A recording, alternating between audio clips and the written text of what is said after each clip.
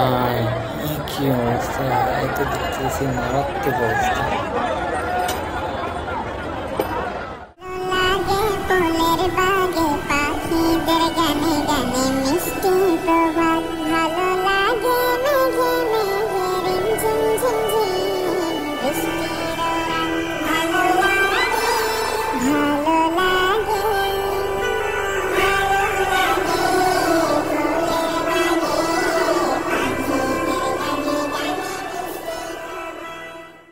আসসালামু আলাইকুম, আশা করি সবাই ভালো আছেন।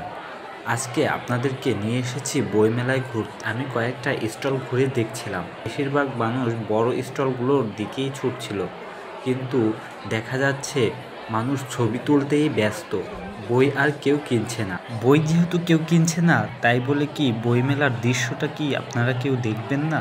বইমেলার পুরো দৃশ্য দেখতে আমার ভিডিওটি দেখতে থাকুন, আশা করি ভালো লাগবে।